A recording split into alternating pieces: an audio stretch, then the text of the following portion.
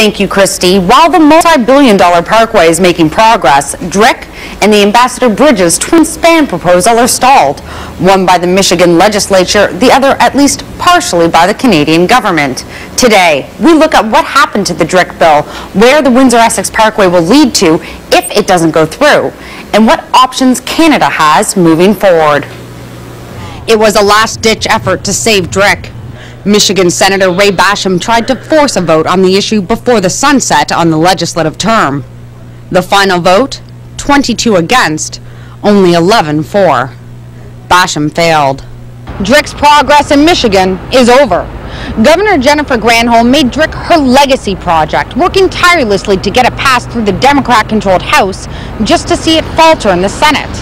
And newly elected Governor Rick Snyder has made it clear time and time again that DRIC is not on his list of priorities, which means that Canada can expect even less lobbying efforts from the governor's office.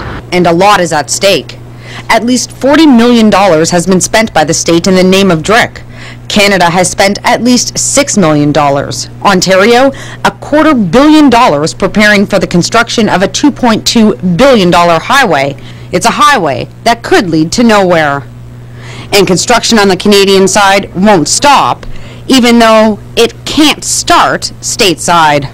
But it's really a provincial and a nation-building exercise. You know, when you look at the millions of dollars of trade that goes across the Detroit River every single day, it's important that we make sure that it's moving efficiently and effectively. So we're going to make this investment. It's extremely important.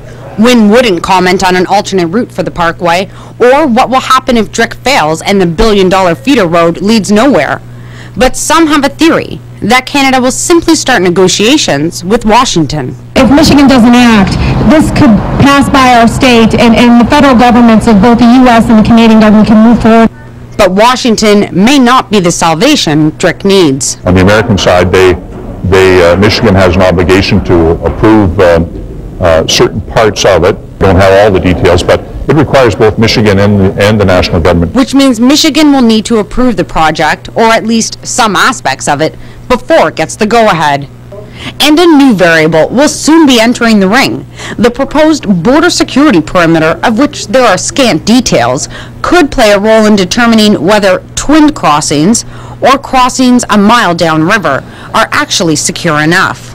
In the meantime, the Maroon family is asking for fairness. Let us build the bridge.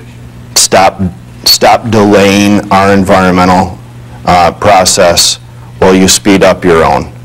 At least treat us the same as how you'd treat yourself. That's all we're asking.